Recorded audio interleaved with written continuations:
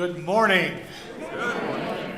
Grace to you, peace to do, blah ba doo ba doo ba, yabba dabba doo ba doo. Let's try again. Good morning. Good morning. Peace to you. Thank you. Welcome. And especially welcome to those who are visiting with us this morning. I call attention to announcements that are in the bulletin and our nuggets. Take a look at those things, and if you see a place or a way that you can plug in or serve, we hope that you will. But always, always keep us and our work lifted in prayer. That is so important and is appreciated very much. So, a couple of announcements. First, we'll start with Michael Curry. So, come on down. And Carol Shipman.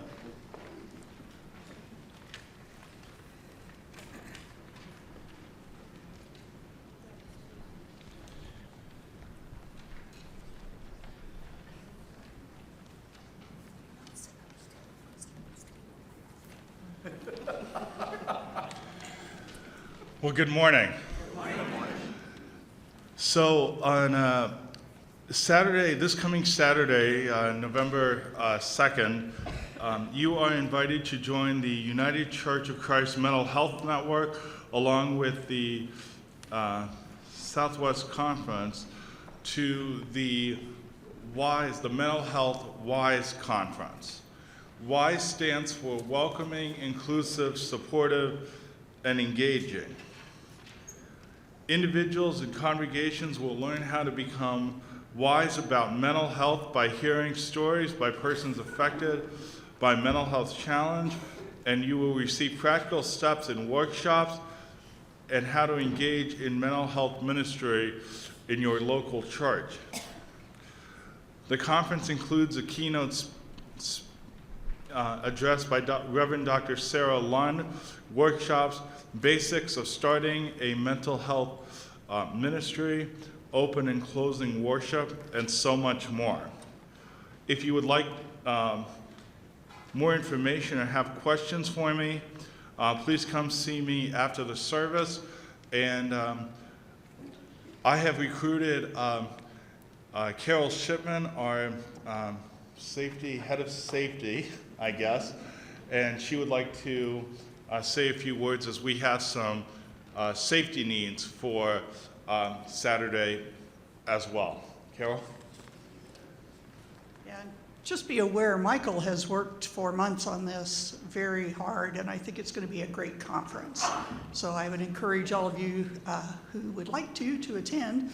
The other thing is, as I got recruited for safety, I recruited one of my friends that's always very nice to come and help me, but I need a couple of other people. And basically all this would entail is setting in on a couple of the breakouts and just kind of watching the room and calling if anybody needs any help. And so you get part of the conference yourself and get to hear the keynote speaker and stuff. So if any of you have a couple of hours on Saturday, it goes from like 8 to 5, but if you've got an hour or two, I'll take it. So come and see me afterwards and we'll hook you up. Thank you. Okay, thank you.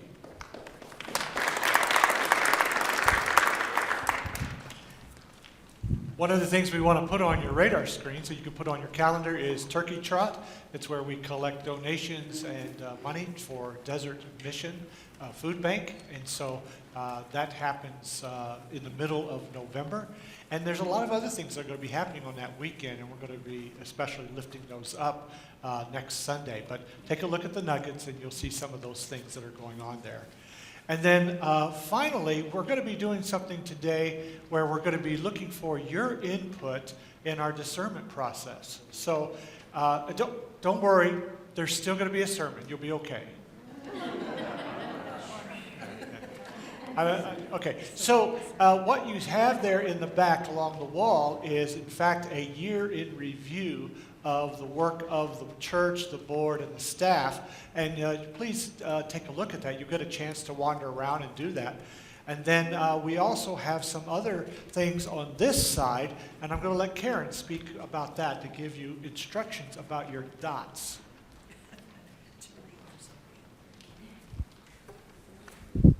Good morning, everybody.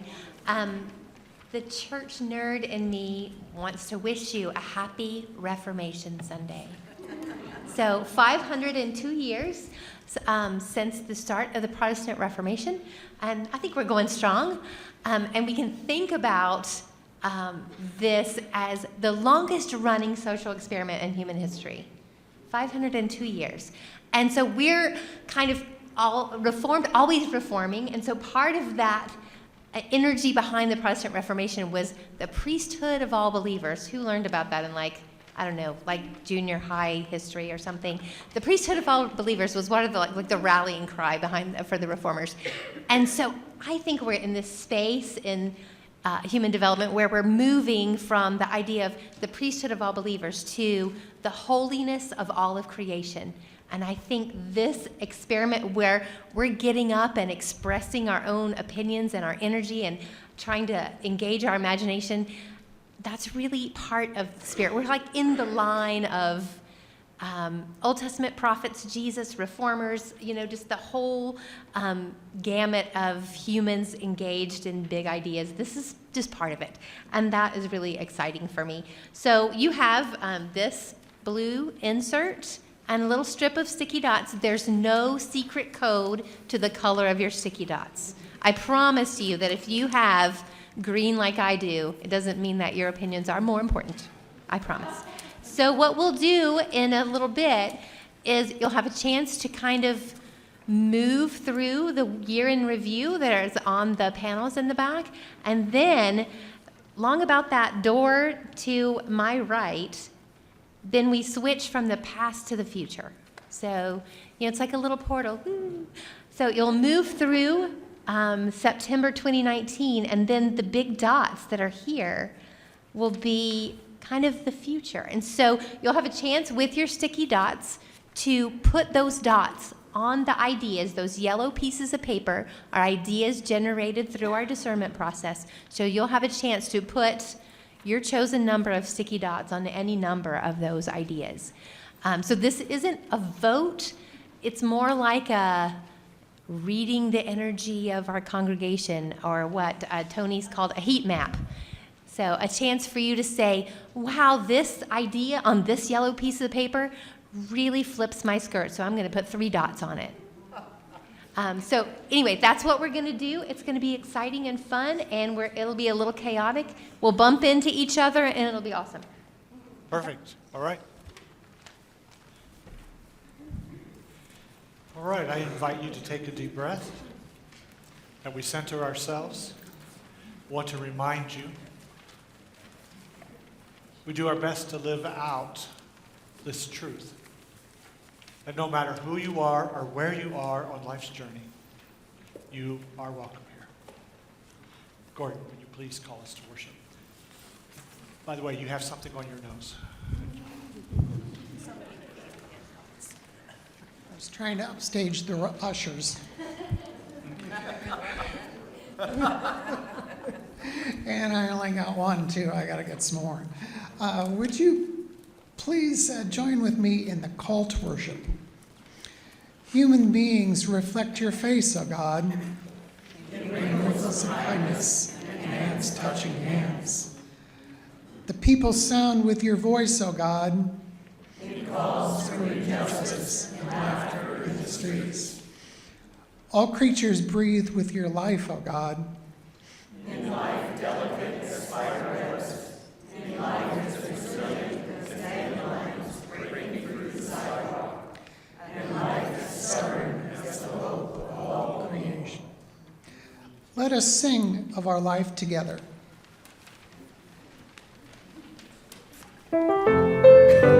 Please rise as you're comfortably able and stay risen for the second song. We are companions on our journey, breaking bread and sharing life. In the love we bear is the hope we share, for we believe in the love of our God. Yes, we believe in the love of our God.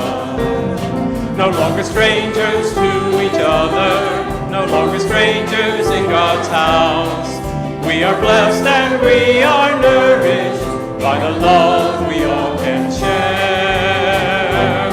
We companions on our journey, breaking bread and sharing life. In the love we bear is the hope we share, for we believe in the love of our God. Yes, we believe in the love of our God. Although the journey may be rocky, although the way's not always clear, we will share God's love aplenty with all people far and near. We are companions on our journey, breaking bread and sharing life. In the love we bear is the hope we share, for we believe in the love of our God. Yes, we believe in the love of our God. All right, in this awkward silence between the two songs, I just want to point out to you that Monet Davis and Mickey Tucker put these boards together, and we want to thank them for that, and then we're going to sing.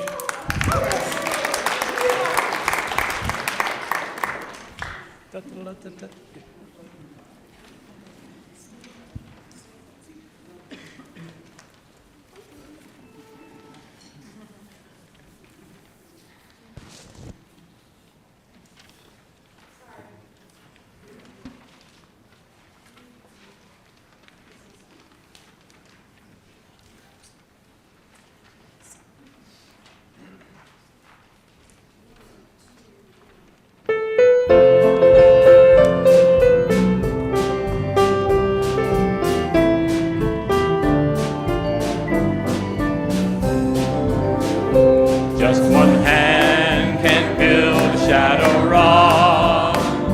Just two hands can build a shadow rock. But if 2 and 2 and 50 make a million, we'll see the day come round. We'll see the day come round. Just one prayer can lead the way to peace. Just two prayers can lead the way to peace. But if 2 and 2 and 50 make a million, we'll see that day come round.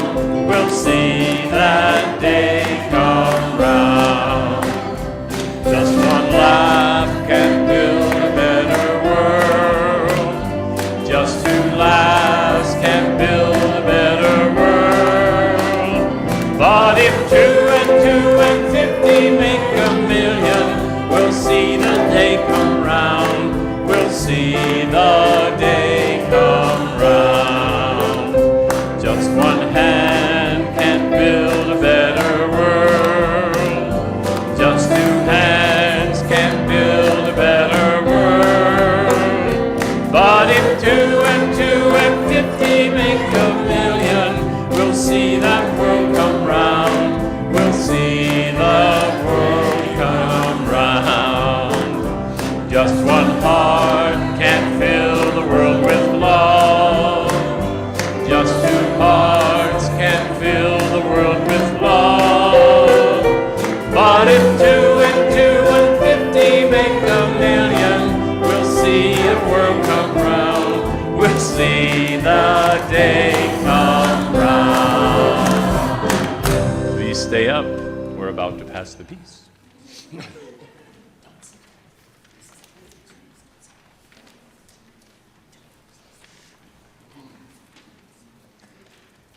In these brief moments of silence and meditation, may we find our strength.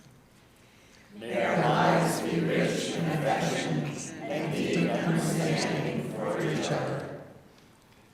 May the blessings of life be known to all.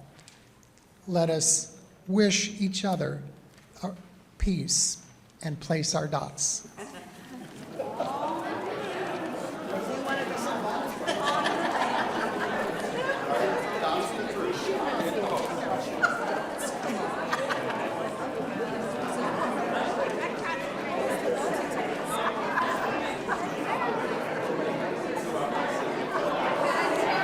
Got your dots? Where's your dots? They should be in your bulletin. Here. Take this. Yeah.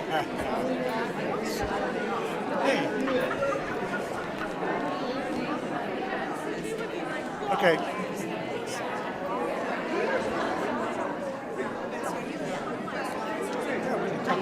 I'm out of town until Thursday. But we got some time. I mean, we got, I'm thinking sometime in the middle of December.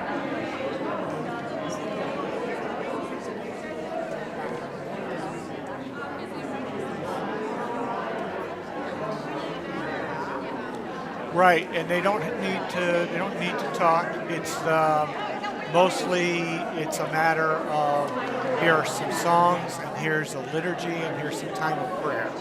That is different from yay, raw, jingle bell, Christmas time, because it's not always happy for everybody. That's what it acknowledges. And if you don't want to do it, you don't need to. Okay?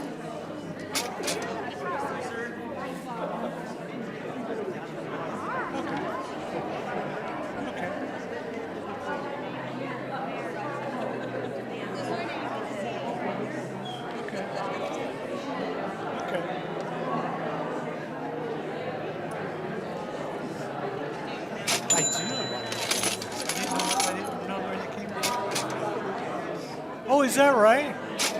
Oh, I gotta look at him closer. Yeah.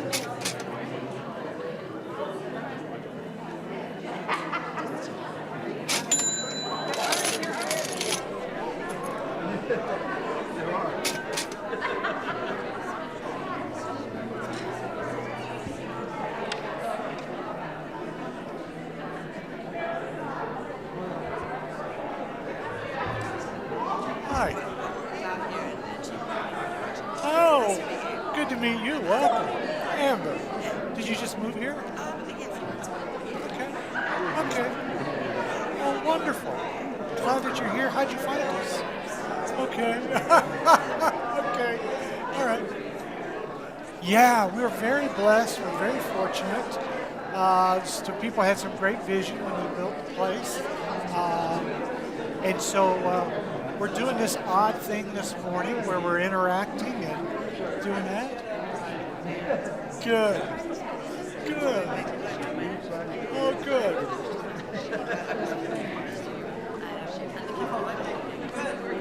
Yes.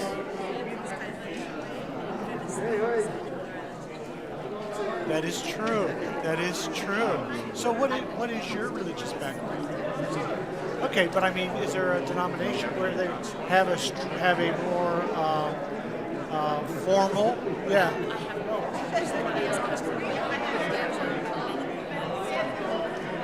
Okay. Okay. Oh. Yeah. Okay. Okay. Okay. Right. There will be scripture. I will share a text with people and then expound on it. So we kind of weave between the lectionary and then what do we think is going on in our life that we need to speak to. So we go back and forth that way. So, yeah, in fact, we've been going through kind of a series called Tools for Discernment, and so this is the second to the last one, and so the scriptures were based on that, and so those were all planned back in July, and so yeah. No, not annual. We're about 3 to 4 months ahead, but we'll deviate if we feel like we're called to do something different.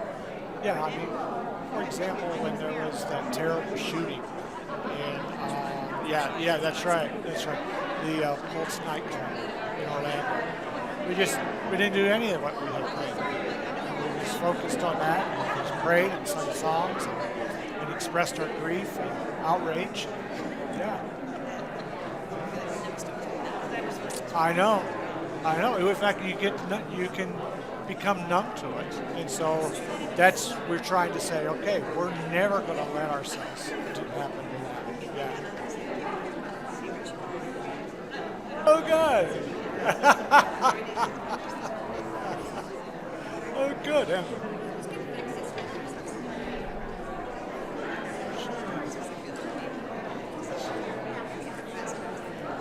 Oh, well, you are welcome to. It's not, yeah, you're welcome to. Yeah, okay. Well, I'm glad you're here. I hope it's a blessing. Yeah. Oh, and afterwards we have a fellowship over there, okay? We're actually having hot dogs and chili this time, so join us, okay? Okay.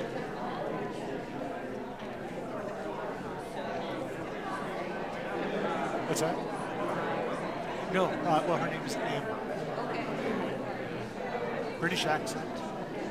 Found us on Google.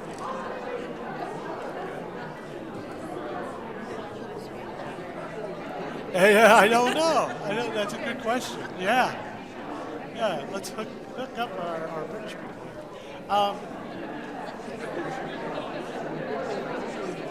Well, yeah, this is kind of odd. People are being really thoughtful.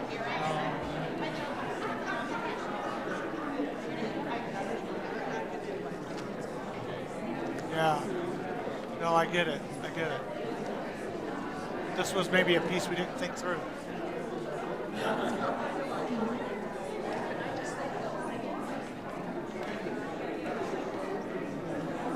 Yeah, this is where I wanted to have all of them listed in the bulletin on the dot sheet, but you all were so efficient, you missed it.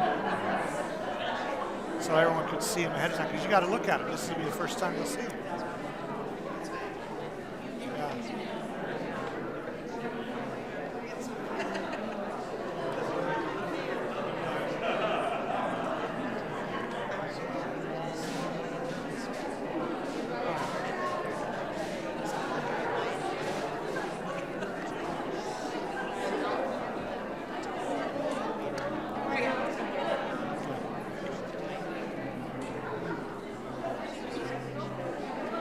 Well, she's probably going to share some of the same things that Liz learned. Yeah, and I. That's right.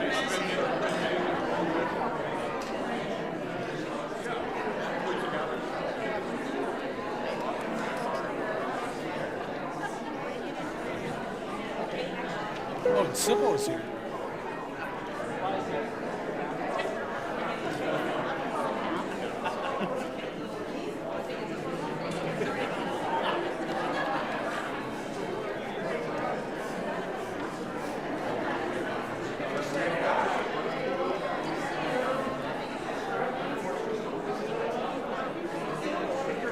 Well, they are. I didn't anticipate this much engagement.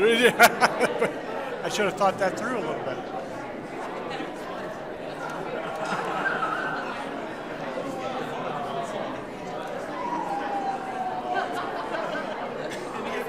Good morning. Yeah.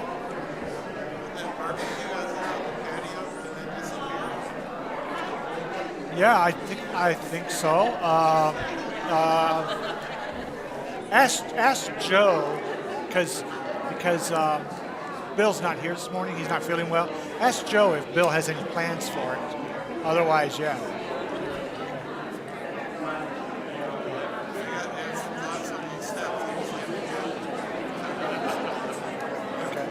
Okay. There's time. There's time.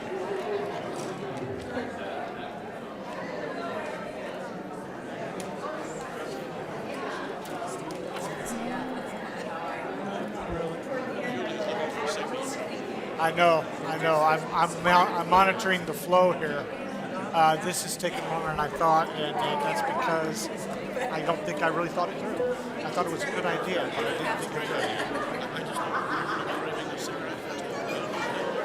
through. Yeah. All right. Yes.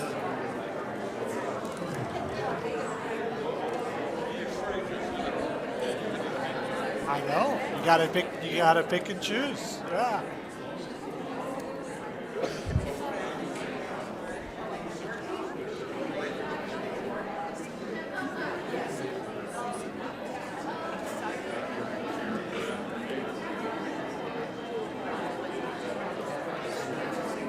No. I can't do them all. I just can't. I can't do them all. So, I'd like to send Peg because she needs to cook a little bit.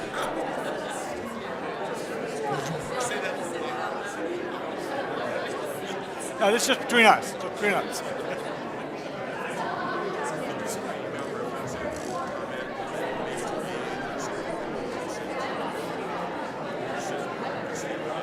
I think I read all of them. Yeah.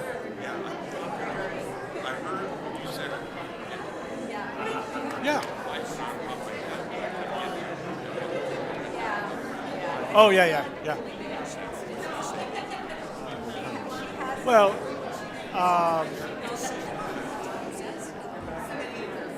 yeah, I don't know about prophetic, but he was holding me accountable. I was letting him hold me accountable to a mindset that you know I've been here over 10 years, and sometimes you become enmeshed and become part of the problem. And so he would say some things, and I would say, well, we've tried that, and we've done this, and this is why we have this push and pull factor here. And finally, he just said to me, he said, you can come up with lots of reasons for something not to work, but and I'm like, well, okay, I'll take that. I'll take that. But and I was just saying to you can say the same thing. Right?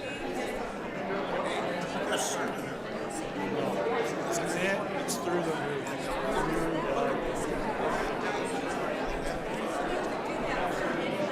Yeah, you're right. Yes, you're right. All right.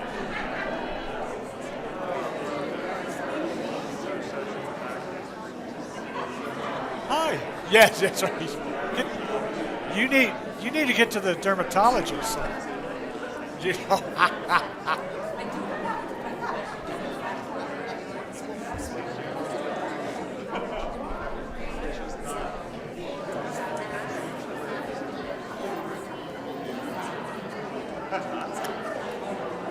All right. Let's move along. Yep. Okay. You got something to play? Okay, let's do it.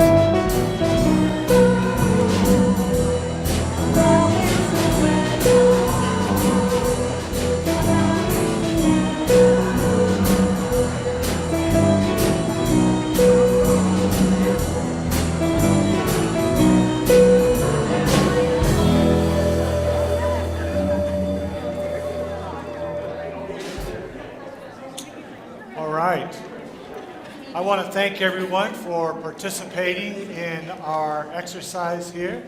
We will gather up this information, we'll share it with you, we'll also be sharing it with the board. We're not entirely sure what it all means, but the outcome we were going for was your input so as to help the board narrow some things down, and they can then bring some deeper discussion about infrastructure, costs, and impact on the congregation, all of those kinds of things. So thank you for your input and being a part of that. But now we have a lot to celebrate, who we are, the goodness of life. And if you have a celebration, it could be a birthday or an anniversary. If you have such a celebration, you were surprised by grace, I invite you to stand, let an usher come to you with a microphone, and then we get to all hear it and share it. So you're last. You're last. You got something else. You both first and last. Okay, the first shall be last. Good morning. I'm Heidi Zinn, and most of you think about the fall as football season, but I have two kids that have always been active in the musical arts and marching, and so we are in the throes of marching band season. And I just wanted to celebrate that the Mountain Ridge High School Marching Band went to U of A Band Day yesterday, and they took second in their division. All right, thank you, Heidi. All right.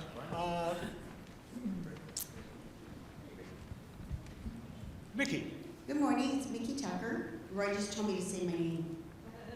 I can do that. This is Roy. Yeah. Roy has a disease on his face. I wanted to announce this morning something big. I sound like a president. No. When I walked in this morning, I showed this to Heidi and she fainted. This is my pledge, and I'm always really late, which is really bad. So don't be bad like Mickey used to be. Be good like Mickey is today. And I increased my pledge because I know Shadow Rock needs it, and because I need Shadow Rock. And the other thing is, if 2 and 2 and 50 make a million, guess what? Thank you. Thank you. Yes.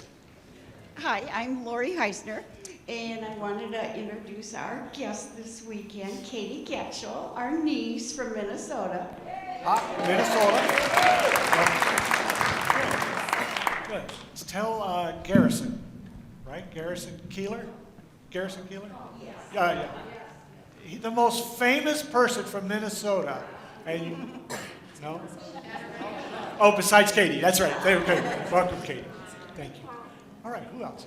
DC. DC Davis. In the group of diversity, happy Diwali to everybody. This is my group. That tends to be a big holiday nowadays and stuff, and I know that didn't hear anybody say it, so happy Diwali.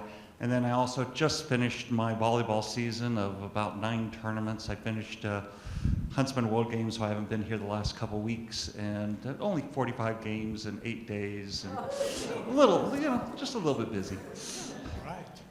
Congratulations. All right. Thank you. Pat. Good morning, Peg Heintzelman. 2 celebrations. One, our granddaughter Regan, who lives in North Carolina, turned 8 this week. And the other thing is our oldest son, Josh, got engaged. And we're really, really happy for him, and we really, really like his choice this time. This time. This time. And they're planning to get married next October 30th. All right. Thank you. Sorry, Jenny Bondurant. I told you a few weeks ago that I was politically active, and I have a petition you can sign for Outlaw Dark Money. So if you didn't sign it a few weeks ago, or maybe it's been a couple months ago, I have it again. I'll see you over in Smith Hall there. All right, thank you. And in Smith Hall, where Coffee Chat is, we're having hot dogs and chili. Whose idea was that? Okay, we love hot dogs. Okay, Lois. Well, I wasn't going to do this, but Heidi gave me permission, so I'm going to do it anyway because I feel really special. My older grandchild, as most of you know, is at ASU Poly. He's a junior this year, and he's a wonderful young man, and we've always been very close. He calls and texts me frequently, and I do the same with him. So yesterday morning, he sent me a text and said, I was just thinking about you. I was at Starbucks, and they had this lemon cake. And I went, okay. So then he proceeded to tell me that his plans for the day were he's going to be with his girlfriend, which is a first for Dallas. Like other than the 6 weeks when he was in high school. And then he texted me last night and he said, how long are you going to be up tonight? And I said, I'm going to be up quite a while. And, well, we're going to something in this end of town. And so he texted me again about 11 o'clock, and he said, "Are you still up?" And I said, "Well, yeah. Did you want to come over?" So I got to meet the girlfriend first. All right. Well, you may have got to meet the girlfriend first. Heidi's going to get the last word. As our financial officer, she's going to speak about stewardship. And so she's going to go to the pulpit. Ready? Go. What?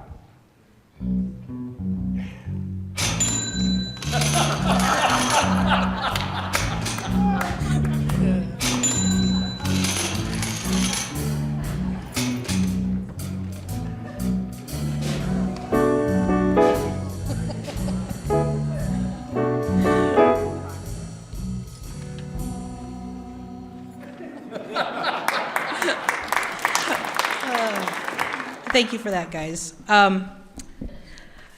Good morning again. I want to celebrate each of you as we begin and enter our stewardship season. Over the next few weeks, you will be hearing from members and friends about Shadow Rock, our home, and what this place is and these people mean to each other and to our congregation at large. I understand when members ask, why does it take so long to complete next year's budget? It shouldn't take that long. I'd like to take a brief moment and speak to you regarding the mechanics of the stewardship campaign. Let's face it, there's no glory for the bean counters. No gold stars, no throngs of people clamoring to hear them speak or read their latest book, no invitations to be a keynote speaker to a conference or to lead a retreat. The work of a bean counter is quiet and unassuming, steady and thorough. Welcome to Heidi's Corner. Why do we ask you for your estimate of giving or your pledge card? The financial oversight team reviews our expenses and proposes the expense side of the budget based on the prior year's history. Unlike a for-profit business, the only way we have to predict income is through the estimate of giving card. Our budget is based on two main categories of giving: pledged income and identified income. Pledged income is based on the estimate of giving cards that have been returned, plain and simple. That's it. Identified income is much harder to derive. It would be much more accurate if I had a crystal ball. Unfortunately, magic doesn't exist. Identified income is put into the budget when I go through the past 3 to 5 years of giving for all individuals who have not turned in the estimate of giving card. I analyze their giving history. I put my guess best as to how many beans each individual might give the next year. Obviously, this is very unpredictable and frankly, time-consuming task. Historically, I received 60% of the estimate of giving cards in the first 3 weeks of the stewardship campaign. The remaining 40% of the cards trickle in 1 or 2 a week until after the first of the year. When you complete your estimate of giving card, you are doing just that. You are telling me your best estimate of what you're going to give next year. I would venture to say you have a better idea than I do. Life happens. When your circumstances change, positive or negative, just let me know. When I first came to Shadow Rock, I had a member tell me he would never complete an estimate of giving card. As a member of another church, many years prior, he was sent a bill with interest due at the end of the year. Rest assured, this is never going to happen here. You should have received an introduction letter this week in the mail, which includes the estimate of giving card. I know life is busy, but in the next few weeks, I would ask you to take time to sit down with your family and complete this card to be turned in by November 17th. I would happily receive it prior to November 17th. The people that make up Shadow Rock family are the most generous, inviting, genuine, and caring people I have ever known. I invite you to ask me questions on this topic or any other. My goal is to give you a clear, concise understanding of finances here at Shadow Rock. And I will tell you, I'm on 4 hours of sleep from the U of A band day, so but my thanks to all of you and everything you do for this church.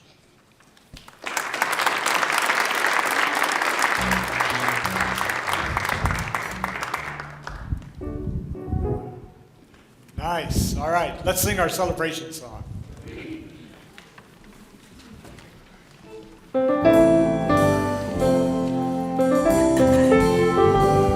Celebrate your heart and your spirit. Celebrate your life while you live it. Even when it's hard.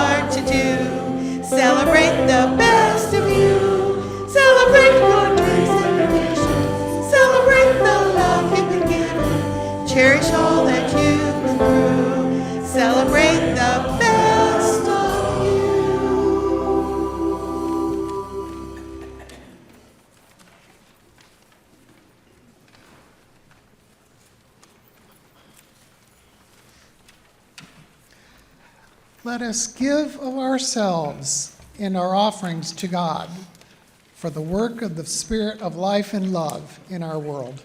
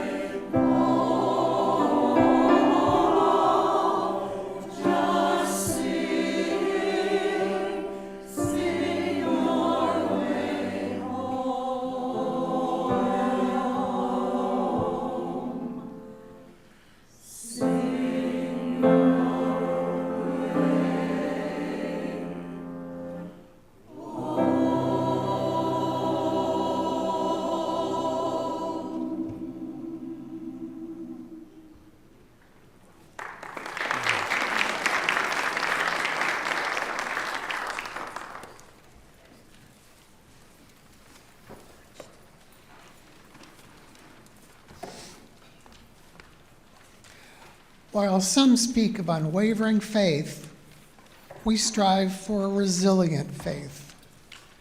May our offering and our childlike hope for a future of love and justice be refreshed.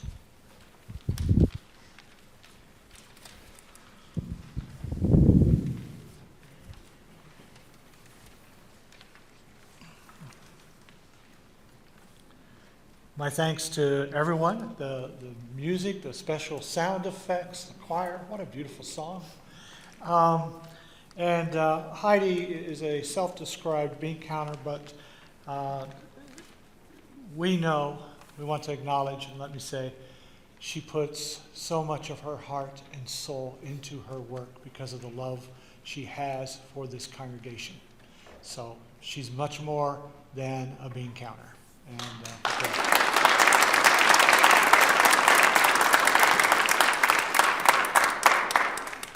The Word About Life begins with some verses from Matthew chapter 5. It is part of the Sermon on the Mount. This may be an odd reading, but you're probably used to that by now. You have heard that it was said to those of ancient times, but I say to you, in verse 27, you have heard that it was said, but I say to you. Verse 33. Again, you have heard it was said to those of ancient times, but I say to you. Verse 38. You have heard that it was said, but I say to you. And verse 43. You have heard that it was said, but I say to you. And then finally from Mark chapter 14, verse 58.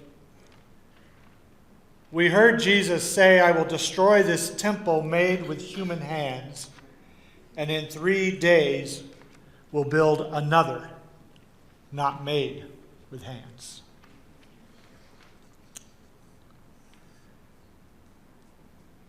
God bless what is said, what is heard. Spirit, move among us. Bless the reading, hearing, living of the word about life. Amen. I was going to begin the message today in Joel Osteen fashion with a joke about construction and engineers. However, I could not find a joke about engineers because they're not very funny.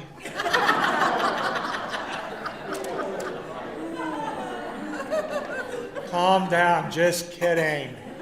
Where's your sense of humor? However, I could find a joke about construction workers, but I can't repeat it.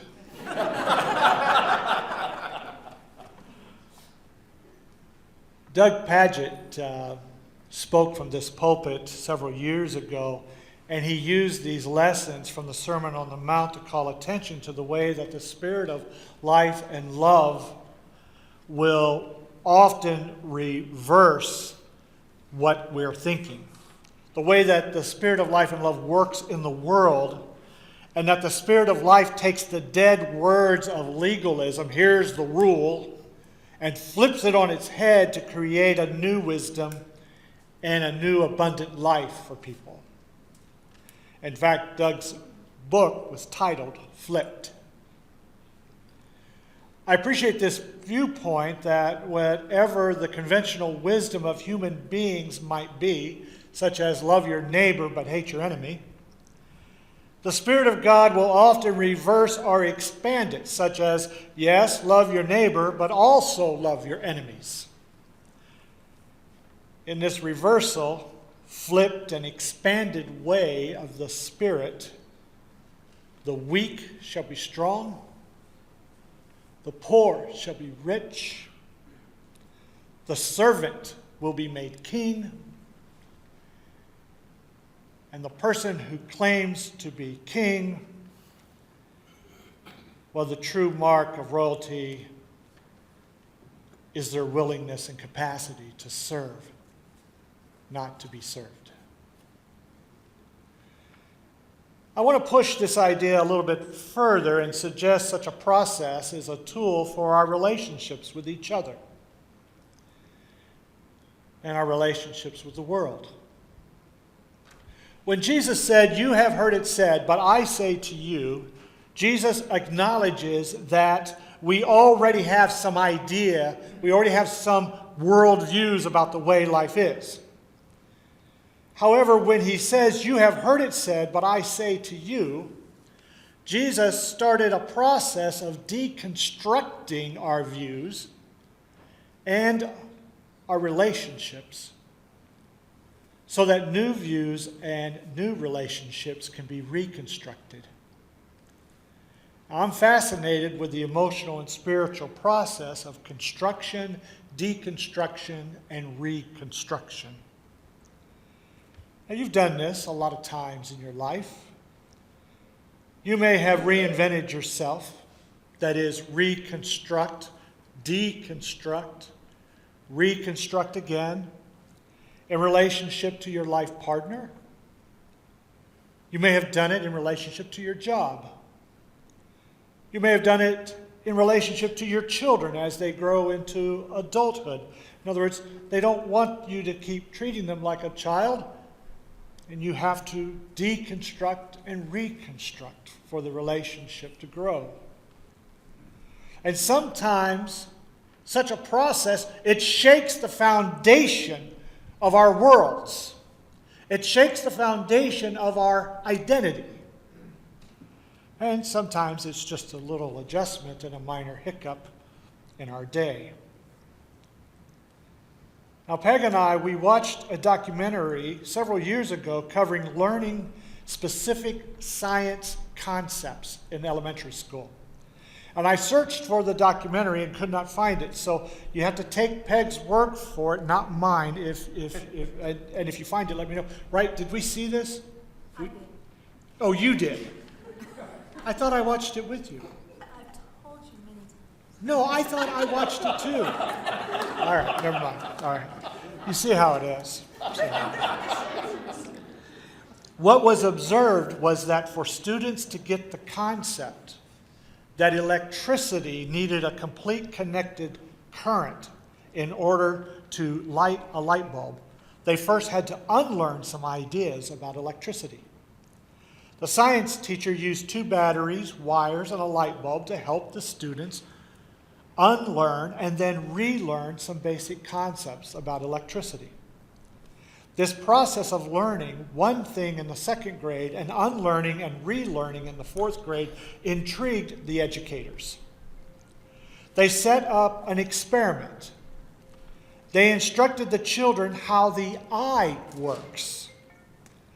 Light reflects off an object.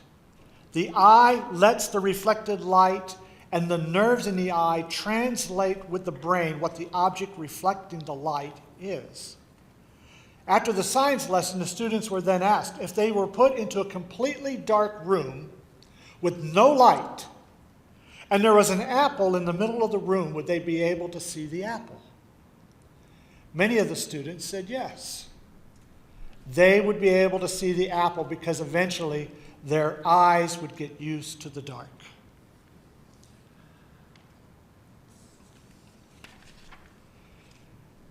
Despite the science lesson, many students insisted that even though there was no light, they would eventually be able to see the apple. The educators recorded the answers one by one, put the children in a dark room for several minutes, and then asked the students if they saw the apple. And some said no, but still some said yes. What the 2 incidents conveyed to the educators is that learning involves a process of construction, deconstruction, and reconstruction. This is what happens in our faith journey.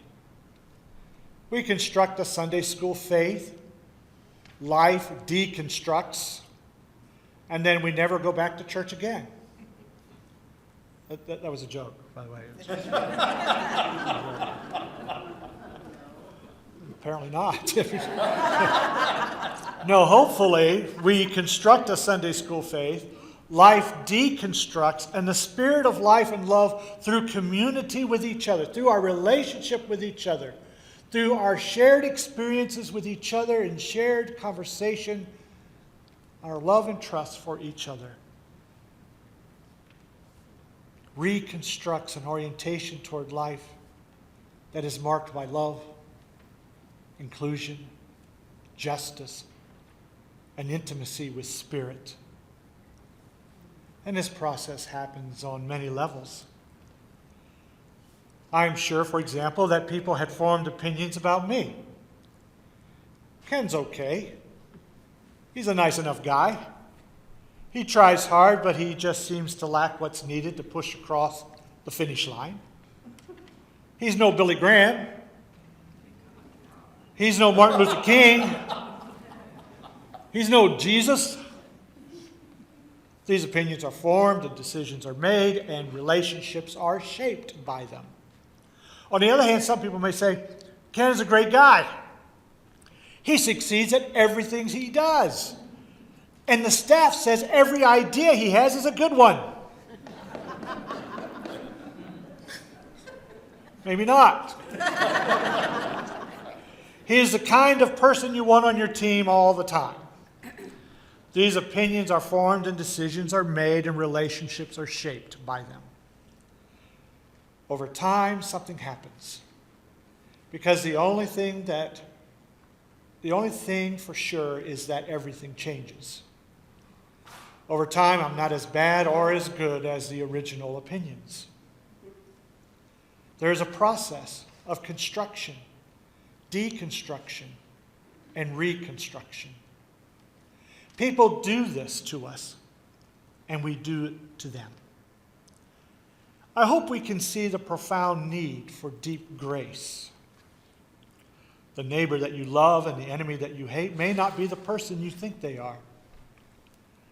Love opens us to the process of construction, deconstruction, and reconstruction.